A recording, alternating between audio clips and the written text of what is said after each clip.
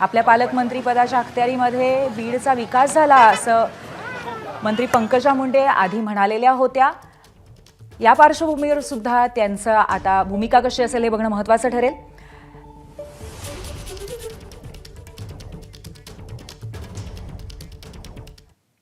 दरम्यान अजितदादांनी डीपीडीसीच्या बैठकीआधी काय म्हटलंय तेही आपण पाहूयात। पवनचक्की मालकांना खंडणी मागाल तर खबरदार असा स्पष्ट इशारा दिलेला आहे अजितदादांनी। रस्त्यांची कामं अडवाल तर खपवून घेणार नाही। रिव्हॉल्वर लावून फिरणं सुद्धा चुकीचं आहे असं त्यांनी स्पष्ट म्हणलंय। कार्यकर्त्यांच्या मागच्या चुकांवरती पांघरून घालणार नाही। सरड्यासारखी रंग बदलणारी जमात सगळीकडे असते, इथेही आहे। सध्याच्या प्रकरणात तथ्य आढळल्यास कोणीही असो कारवाई करणार। विकास कामं दर्जेदार झाली पाहिजेत, कमी जास्त झालं तर मागे पुढे बघणार नाही। प्रशासकीय कामात राजकीय हस्तक्षेप खपवून घेणार नाही। चुकीचे पायंडे बंद करा, त्याशिवाय उद्योगपती येणार नाहीत। पीक विम्याच्या कामात इतरत्र गडबडी झाल्यात, इथे नाहीत आणि होऊही नयेत असा महत्त्वाचा इशारा त्यांनी दिलाय। आपले प्रतिनिधी गोविंद शेळके आपल्या सोबत बीडमधून आहेत, आपण त्यांच्याशी या संदर्भात चर्चा करूया। गोविंद, अजित पवारांनी सज्जड इशारा कार्यकर्त्यांना दिलाय, मात्र बीडमधली एकूण राजकीय सध्याची परिस्थिती बघता दादांचा इशारा खरोखरच अंमलात येईल का? काय वाटतं तुम्हाला, या सगळ्याचा अर्थ आपण कसा लावायचा?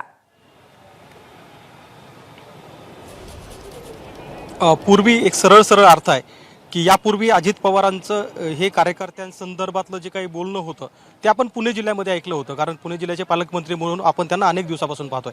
मात्र बीड जिल्ह्याच्या इतिहासामध्ये पहिल्यांदाच अजित पवार हे पालकमंत्री झाले आणि पालकमंत्री म्हणून ज्यावेळी ते जिल्ह्यामध्ये आले त्यावेळेस कार्यकर्त्याशी बोलताना त्यांनी काही इशारा दिलाय, म्हणजे अगदी सज्जड दम म्हणलं तरी काही चुकीचं ठरणार नाही, कारण कार्यकर्ते येतात 5-10 लाख रुपयाचं काम मागतात। अशा कार्यकर्त्यांना तर त्यांनी सरळ सांगितलं की असे कामं घेऊन माझ्याकडे येऊ नका, कारण हा जनतेचा पैसा आहे, तो चांगल्या मार्गानेच खर्च करावा लागेल। आणि हे सांगत असताना पहिल्यांदा अजित पवारांनी काही रिझर्व्ह सुद्धा गेअर टाकला असं म्हणायला हरकत नाही थोडासा, की पीक विम्याच्या संदर्भात घोटाळे आहेत मात्र ते इथे नाही आहेत, चुकीचे कामं करणारे लोक आहेत पण ते इथं नाही आहेत। हे म्हणत असताना अजित पवारांना हे थेट सांगायचं आहे की बीड जिल्ह्यामध्ये ज्या पद्धतीने यापूर्वी चुकीचे कामं झाले ते यापुढे होणार नाही आहेत आणि ते कसल्याही प्रकारचे खपवून घेणार नाही आहेत। सगळ्यात महत्त्वाची गोष्ट ही आहे की ज्या राष्ट्रवादी काँग्रेस पदाधिकाऱ्यांसोबत अजित पवार बोलत होते त्यावेळी कार्यकर्त्यांना चारित्र्याच्या विषयी सांगत होते, म्हणजे हे किमान 4 ते 5 वेळा अजित पवारांनी सांगितलं, अगदी जिल्हाध्यक्षाचं नाव घेऊन सांगितलं की तुमच्याकडे येणारा जो काही कार्यकर्ता असेल, पदाधिकारी असेल, त्याचं चारित्र्य नीट राहिलं पाहिजे, कारण ज्यावेळी तो कार्यकर्ता पक्षामध्ये काम करतो त्या पक्षाची छबी त्यावर उमटत असते, पक्षाचं काम त्यावर दिसत असतं। त्यामुळं पक्षातील कार्यकर्त्यांनी कसं राहावं यापासून अगदी काम करणाऱ्या कॉन्ट्रॅक्टर्सपर्यंत अधिकाऱ्यांना सुद्धा सज्जड दम देण्यात आला की 15-15 वर्ष अधिकारी एकाच जिल्ह्यात कसं काय राहू शकतात असा प्रतिप्रश्न सुद्धा अजित पवार यांनी उपस्थित केलाय।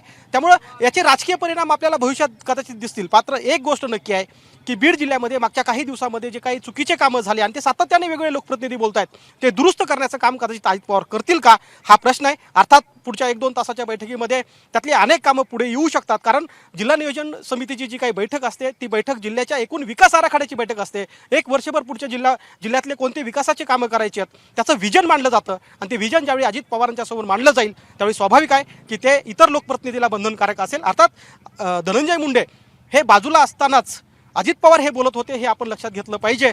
हे सांगत असताना मात्र धनंजय मुंडे यांच्या संदर्भात बोलताना 2-3 वाक्य सुद्धा अजित पवारांनी वापरले जे बीडमध्ये वापरलेत म्हणून महत्त्वाचे आहेत। ते असे आहेत की याच्यात जर कोणी चुकीचं काम केलं असेल तर सोडणार नाही आणि ज्या चुकीच्या पद्धतीनं काम करणारी मंडळी त्यांना मोका लावू, म्हणजे मोका या कायद्याचा किमान 3 ते 4 वेळेस उल्लेख अजित पवार यांनी त्यांच्या भाषणात केला।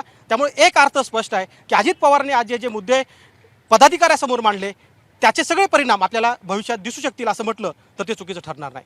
पूर्वी खरे गोविंद, आणि एकंदरीत त्यांनी आपली भूमिका कुठेतरी पालकमंत्री म्हणून कुठेतरी अत्यंत ठामपणे स्पष्ट केलेली आहे या पहिल्याच संवादामध्ये, आणि त्यामुळे या संदर्भामध्ये आता आणखीन काय आज घडतंय आणि कशा पद्धतीने पुढच्या बाबतीमध्ये निर्णय घेतले जातात हे पाहणं उत्सुकतेच असेल. धन्यवाद गोविंद आपण दिलेल्या माहितीबद्दल.